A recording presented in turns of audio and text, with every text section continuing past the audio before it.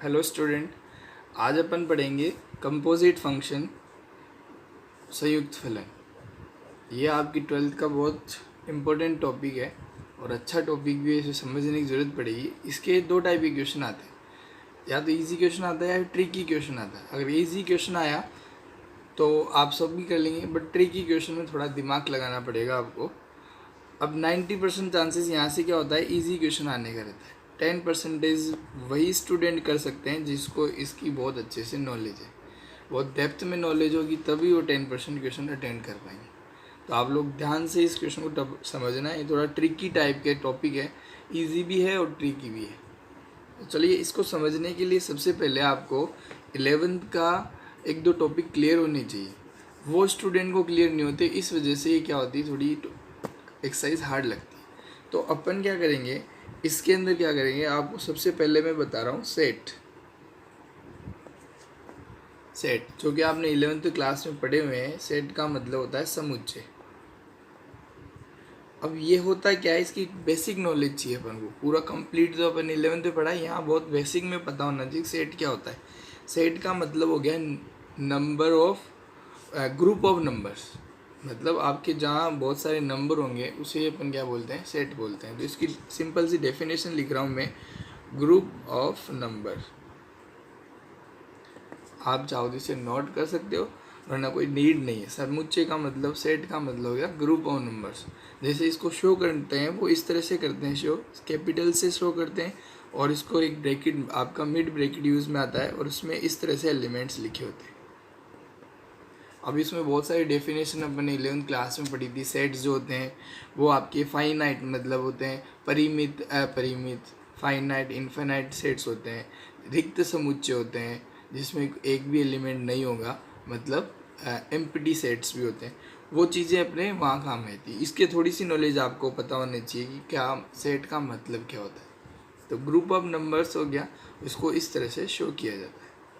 ठीक है, ये होगी सेट की डेफिनेशन जो आपकी काम आएगी। डेफिनेशन इसमें टाइप्स जो होते हैं वो आपको थोड़े से पता होना चाहिए। एक सेट बहुत ज़्यादा काम आएगा, एम्प्टी सेट, रिक्त समुच्चय, जिसमें एक भी अवयव नहीं होगा, वो आपका रिक्त समुच्चय होगा। और एक होता है फाइनाइट सेट का मतलब हो गया परिमित, जिसमें अपन क्या कर सकें, अवयव को गिन सकते हैं, वो आपका परिमित हो जाएगा। और इनफाइनाइट के अंदर क्या हो जाएगा, जिसमें अवयव को गिना ना जा सके, वो अपरिमित होगा। फिक्स नहीं होंगे, उसमें इन्फिनिटी होंगे, वो होता है आपका इनफाइनाइट सेट। और भी सेट्स होते हैं, बाकी ये तीन सेट आपके काम आएंगे, एम्प्टी, फाइनाइट और इनफाइनाइट, रिक्त, परिमित और अपरिमित। वो यहाँ इन दोनों से समझ सकते हैं आप लोग स्टूडेंट। ये जो टॉपिक है आपकी एक इम्पोर्टेंट इसलिए भी है क्योंकि जब आप आगे हायर स्टडी करेंगे, जब अपन बीएससी पढ़ेंगे, तो उसके अंदर एक पूरी बुक, आपके 5 बुक है वहाँ पे बीएससी के अंदर, उसमें से एक बुक जो है वो ओनली इसी टॉपिक पे रिलेटेड है। उसका नाम है डिस्क्रीट मैथ। वो पूरी मैथ जो है वो इसी टॉपिक पे रिलेटेड है। तो ये टॉपिक आपके लिए इम्पोर्टेंट इसलिए भी है क्योंकि फर्दर हायर स्टडी के लिए आपको ये टॉपिक बहुत ज़्यादा यूज़ आने। पूरी एक बुक, मतलब एग्ज़ाम में आपके बीएससी के अंदर एक एग्ज़ाम पूरा इसी टॉपिक का होता है, एक पूरा एग्ज़ाम। यहाँ तो आपके 3 या 4 मार्क्स की एक्सरसाइज आती है, आरबीएससी के 3 की आती है, और सीबीएसई वालों के लगभग 3 to 4 मार्क्स की एक्सरसाइज आती है। तो यहाँ से इस टॉपिक को समझना बहुत इंपॉर्टेंट हो गया। और ये चीज़ें इसलिए भी इम्पोर्टेंट हो गया, इसमें 11th की आपको चीज़ें जैसे सेट का, सब सेट का और भी नॉलेज होनी चाहिए। तो कंपोजिट फंक्शन समझने के लिए, अभी तो कंपोजिट फंक्शन स्टार्ट भी नहीं किया है मैंने। कंपोजिट फंक्शन को समझने के लिए सबसे पहले अपन को प्रीवियस नॉलेज अच्छी से होनी चाहिए। जैसे सेट बता रहे हो, सेट का मतलब हो गया। अब सेकंड चीज़ है सबसेट, उप समुच्चय। ये भी कहीं ना कहीं एक दो वर्ड काम आएगा, एक दो क्वेश्चंस में ही काम आए। जितने ट्रिकी क्वेश्चंस होंगे उनमें डेप्थ में नॉलेज चाहिए आपको। अब आपका सेकंड चीज़ हो गया सबसेट, उप समुच्चय। अब इसका मतलब क्या होता है, आप समझना कि सबसेट वह सेट होगा जिसके एलिमेंट आपके सेट में अवेलेबल हो। जैसे समझा एग्जांपल से, ए सबसेट ऑफ बी। एग्जाम्पल समझ जाओगे अच्छे। ए, ये जो साइन बनाया मैंने सी का, ये है सबसेट का sign. A subset of B, A subset of B, तो इसका मतलब हो गया कि ए के जो एलिमेंट है, ए के जो अवयव हैं वो क्या होंगे, बी में आपके अवेलेबल होंगे। जैसे एग्जांपल समझना, ए के एलिमेंट अगर मान लो 1 2 3 है और बी के एलिमेंट जो है वो है 1 2 3 4, ये। तो आप यहाँ कह सकते हो कि ए जो है वो सबसेट हो गया बी का, बिकॉज ए के जो एलिमेंट है 1 2 3 वो इसमें अवेलेबल है। अगर इसमें अवेलेबल नहीं होते तो आप कहते हैं कि A is not subset of B. अभी तो एलिमेंट अवेलेबल है, तो यहाँ से आप कह सकते हैं ए सबसेट ऑफ बी। तो सबसेट का मतलब हो गया उपसमुच्चय, ए उपसमुच्चय हो गया बी का, क्योंकि इसके सारे अवयव इसके अंदर उपस्थित है। क्लियर है यहाँ पे। सेट और सबसेट के बाद अपन आगे स्टडी करते। नेक्स्ट, सेट और सबसेट के बाद आपको बेसिक नॉलेज होनी चाहिए नंबर्स की। नंबर, संख्याएं, ये भी आपको 9 10 11 12 से पढ़ाते जा रहे हैं, तो सबको पता है। मैं थोड़ा सा आपको बता देता हूँ कि अपने कौन कौन से नंबर्स जो इसमें काम आएंगे। फर्स्ट है रियल नंबर। रियल नंबर, मैं इसकी पूरी चीज़ें नहीं लिखवाऊंगा, आप सभी को पता है रियल का मतलब वास्तविक संख्याएं, वास्तविक संख्याएं। और वास्तविक संख्याओं को इसको सबसे पहले आर से डिनोट करेंगे, सब पता होना चाहिए। रियल नंबर, वास्तविक संख्याएं, आर। इसमें क्या होगा, दुनिया की सारे नंबर्स आ जाएंगे एक्सेप्ट इमेजिनरी नंबर, मतलब आयोटा वाले को छोड़कर सारे नंबर इसमें आ जाएंगे। पॉइंट्स वाले भी आ जाएंगे, फ्रैक्शन वाले भी आ जाएंगे और रूट वाले भी आ जाएंगे। Every number are available in real number. Real number के अंदर सभी नंबर आ जाएंगे, राइट है। आप लोग लिख लेना एग्जांपल्स। इसमें 1 भी आता है, 1/2 भी आता है, 3.2.2 भी आता है, √2 भी आता है। Every number are available except, मतलब आयोटा वाले को छोड़कर। सेकेंड है नेचुरल नंबर। नेचुरल नंबर, और इसको बोलते हैं अपन प्राकृत संख्याएं। और सबसे इम्पोर्टेंट, इनको ये डिनोट देख लेना, यही काम आएंगे आपके। वहाँ क्वेश्चन में आर और एन लिखा होगा शॉर्ट में, तो आपको पता होना चाहिए आर का मतलब रियल हो गया, रियल में कौन कौन से नंबर आ रहे हैं। नेचुरल का मतलब एन हो गया और उसमें कौन कौन से नंबर आएंगे। नेचुरल में आपके 1 2 3 4 इस तरह एश ऑन इन्फिनिटी तक ये वाले नंबर्स होते हैं, वो होते हैं नेचुरल नंबर्स। इसमें पॉइंट वाले भी नहीं आएंगे और फ्रैक्शन वाले भी नहीं आएंगे, ध्यान रखना इस चीज़ का। थर्ड आता है अपना नेचुरल नंबर हो गया। नेचुरल नंबर में आपके 1 2 3 काउंटिंग नंबर्स आएंगे, इसमें पॉइंट्स वगैरह वाले नंबर्स नहीं आएंगे। थर्ड है आपका रेशनल नंबर। रेशनल नंबर, इसे परिमेय संख्याएं बोलते हैं, परिमेय, परिमेय संख्या। अब आपको थोड़ा सा इसकी परिमेय संख्या को क्यू से डिनोट करते हैं, ये भी इंपॉर्टेंट है, ध्यान रखना। रेशनल नंबर परिमेय संख्या, इसमें कौन से नंबर्स आते हैं जिसको P/Q की फॉर्म में लिख सकते हैं अपन। ऑल नंबर जिसको P/Q की फॉर्म में लिखे जा सके। अब इसमें तो सभी नंबर आ जाएंगे आपके, इसमें सारे नंबर आते हैं, डेसिमल वाले नहीं आते हैं, इसकी ध्यान रखना। डेसिमल को लिख सकते हैं वैसे 2.5 को आप 25/10 लिख सकते हो, तो ये भी एक आपका परिमेय नंबर है, रेशनल नंबर है।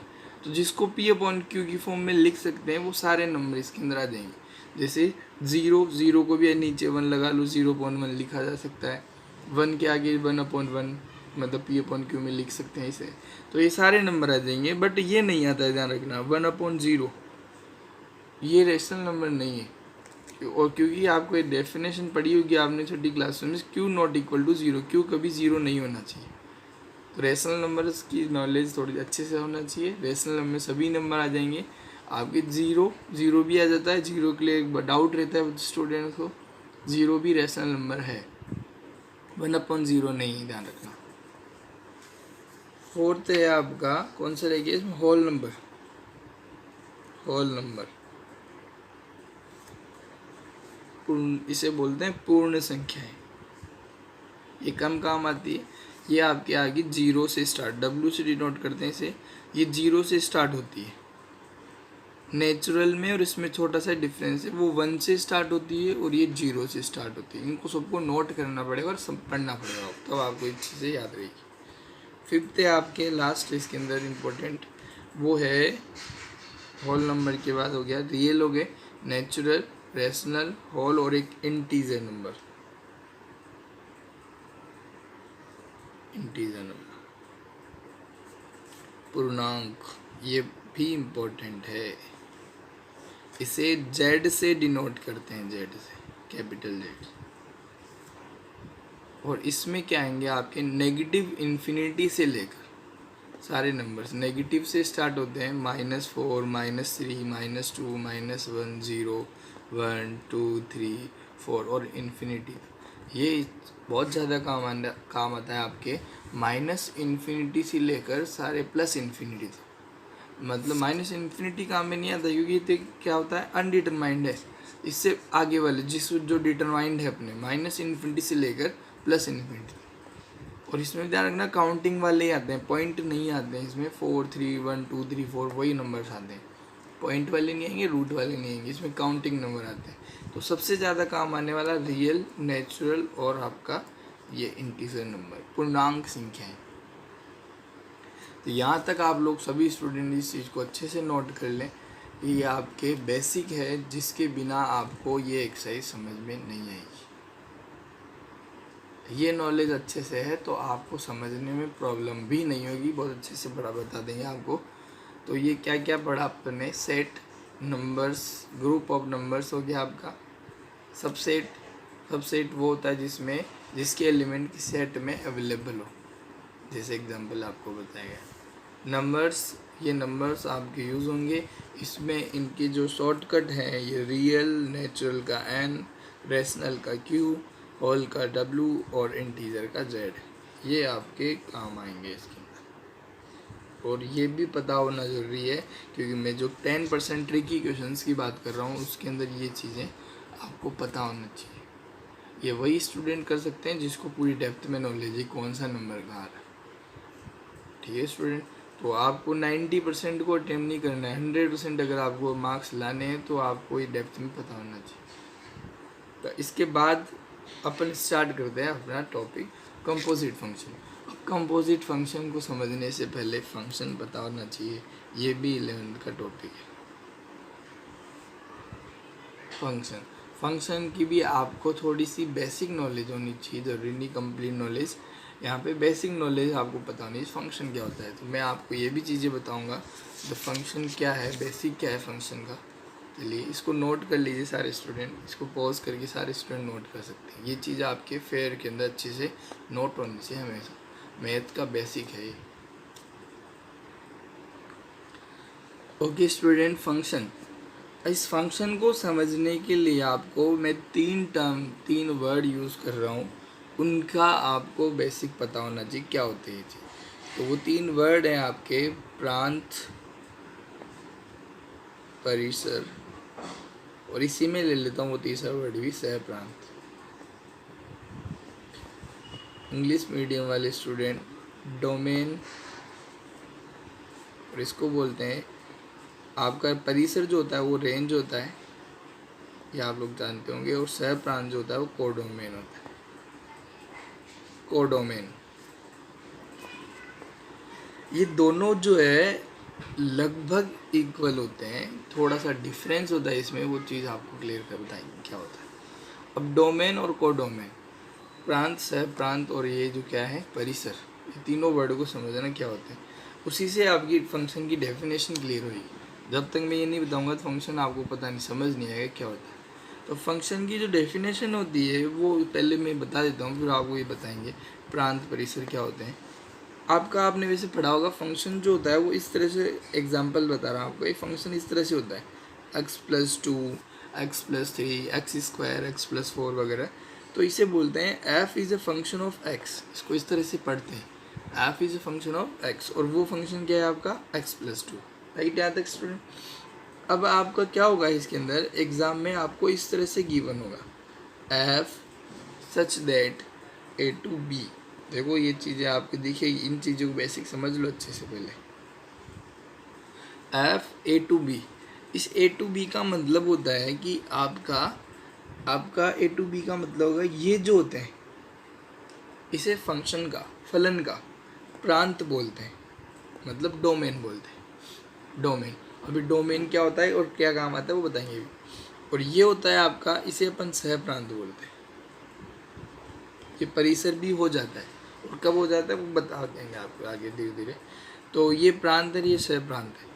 जैसे थोड़ा एग्जाम्पल समझना आप लोग, ये जो बनाया है मैंने A बनाया है और ये बनाया है मैंने B। मान लो A, यहाँ जो A और B है वो क्या है, सेट है, ध्यान रखना। सेट मतलब समुच्चय। A के अंदर उसने अगर एलिमेंट्स दिए आपको, जैसे 1 2 और 3 दिए, B के अंदर भी या तो वो पहले से देगा या फिर आपको खुद को यहाँ पे फाइंड भी कर सकते हैं। क्या हो जाएंगे, मैं यहाँ पे आपको देता हूँ 3 4 5। अब A के जो एलिमेंट हो यहाँ लिखेंगे अपन, और B के एलिमेंट यहाँ लिख देते हैं 3 4 5, राइट ना स्टूडेंट। अब क्या है, और इसे ही जो है मैं इसको इस तरह से शो कर देता हूँ। ये क्या है, फंक्शन है F। इस तरह से, इस तरह लगा रहा हूँ कि ये आपका F A से B में फंक्शन है। B से A में अलग टाइप हो जाता है, फिर आपको ये अलग चीज़ है। वो B से A में भी फंक्शन आता है। अभी अपन A से B को डिस्कस कर रहे हैं। तो इसमें ये जो है ना A, एक वर्ड यूज़ ले रहा हूँ मैं, इनपुट होते हैं। इनपुट मतलब ये जो होंगे, ये A के जो अवयव हैं वो फंक्शन में आप क्या करेंगे, पुट करेंगे। और B जो होगा वो होगा आपका आउटपुट। फंक्शन में वैल्यू पुट करेंगे, मतलब x की जगह अगर 1 2 3 रखते हैं तो जो आंसर आएगा ना वो आपका आउटपुट होता है। इनपुट हमेशा प्रांत में से रखना है, इस चीज़ का ध्यान रखना। इनपुट हमेशा प्रांत में से, हमेशा वैल्यू कहाँ से रखेंगे, प्रांत में से। और जो आंसर आएंगे वो क्या आएंगे, सह प्रांत में से आएंगे। अब देखो ज़रा, मैं यहाँ पे इस क्वेश्चन जो आपको एग्जांपल दिया था, fx is equal to x plus 2 है। यहाँ जैसे मान लो x की जगह 1 पुट करता हूँ, क्योंकि इनपुट यही है। इनपुट का मतलब अपन वैल्यू पुट कर रहे हैं। फंक्शन में 1 पुट करते हैं तो क्या आंसर आएगा, 1 + 2 = 3। अब यहाँ से एक वर्ड अच्छे से समझ लेना, ये 1 क्या है और 3 क्या है। 1 है आपका प्रांत, इनपुट अपनी लैंग्वेज में है, बट आपको पता होना चाहिए है क्या है, प्रांत है। और 3 जो है वो आपका क्या है, आउटपुट है। और इसे बोलते हैं अपन, आउटपुट जो होता है ना वो परिसर होता है। अभी परिसर और सह प्रांत में थोड़ा सा अंतर है, जो अभी थोड़ी सी देर में आपको पता चल जाए क्या होता है। इनपुट हो गया प्रांत और आउटपुट हो गया आपका परिसर। 1 रखने पे 3 आया। इसी तरह अगर 2 रखेंगे तो क्या आएगा अपना, 2 + 2 = 4। अगर अपन 3 रखते हैं तो क्या आएगा, 3 + 2 = 5। अब 4 नहीं रख सकते अपन, समझना है। आप 4 क्यों नहीं रख सकते, क्योंकि आपको A से B में फंक्शन गिवन है और A के सारे एलिमेंट्स रख चुके हैं अपन, 1 2 3 तीनों फंक्शन रख दिए हैं अपन ने। तो और आउटपुट जो है वो 3 4 5 है। अब आप देखना ज़रा, वापस डायग्राम समझना है इस चीज़ को। 1 रखा तो आपको क्या आया, 3, 2 रखा तो 4 आया, और 3 रखा तो 5 आया। ये कौन थे, प्रांत है। कन्फ्यूज मत होना, ये आपके प्रांत है। अब मैं आपको डिफरेंस बताता हूँ सह प्रांत और परिसर में क्या है। ये बहुत बार स्टूडेंट हमेशा कंफ्यूज रहते हैं, बट इस चीज़ से आपको पता चल जाएगा। यहाँ क्या होता है, ये जो पूरा सर्कल होता है ये सह प्रांत का होता है। सह प्रांत, ये पूरा सर्कल सह प्रांत का होता है। बट जो ये यहाँ के वो एलिमेंट जो अगर इससे रिलेटेड हो ना, वो आपके क्या होते हैं, परिसर होते हैं। तो यहाँ 3 4 5 जो क्या है, परिसर है। ध्यान समझना, 3 4 5 तो परिसर है और ये सह प्रांत है। अब सह प्रांत में कौन कौन है, 3 4 5 एलिमेंट है। और परिसर कौन हुआ, जो आउटपुट होते हैं। आउटपुट जो होंगे, जो रिलेटेड है यहाँ से, इनसे प्रांत से रिलेटेड, वो भी 3 4 5 है। अब यहाँ आपको क्या पता चल रहा है कि परिसर भी 3 4 5 है आउटपुट, और सह प्रांत में भी 3 4 5 है। सह प्रांत ये होता है आपका B, तो B के अंदर भी 3 4 5 है। तो यहाँ क्या हो रहा है, परिसर और सह प्रांत दोनों इक्वल है। तो परिसर और सह प्रांत यहाँ इक्वल होगा। अगर एग्जाम्पल ऐसा होता, इसमें तो 1 2 3 होते हैं, 4 5 6 7 होता। अब यहाँ से आपको डिफरेंस पता चल जाएगा। प्रांत तो कौन हो गया आपके, ये प्रांत सह प्रांत समझ लो, फिर फंक्शन अपन नेक्स्ट क्लास में समझ लेंगे। प्रांत में कौन कौन आ गया आपका 1 2 3। डोमेन तो क्या हो गई 1 2 3। अब यहाँ से अगर आप सह प्रांत बताएं और परिसर बताएं तो दोनों डिफरेंस हो गए परिसर और सह प्रांत। परिसर आप पहले लिखोगे, ये ज़्यादा काम के होते हैं आपके। परिसर वो होंगे जो आउटपुट होते हैं। तो 1 पे 4 अपना क्या आया था आंसर, सॉरी यहाँ पे मैं 3 भी लिख देता हूँ। 1 पे 3 आया था आपका, 2 पे आपका 4 आया था और 3 पे आपका 5 आया था। तो आपके आउटपुट कौन कौन थे, 3 4 और 5, ये आउटपुट है। 3 4 5 आउटपुट है। अब आउटपुट यहाँ परिसर और सह प्रांत में डिफरेंस हुआ है। सह प्रांत में सारे अवयव आते हैं 3 4 5 6 7, ये छोटा सा डिफरेंस है।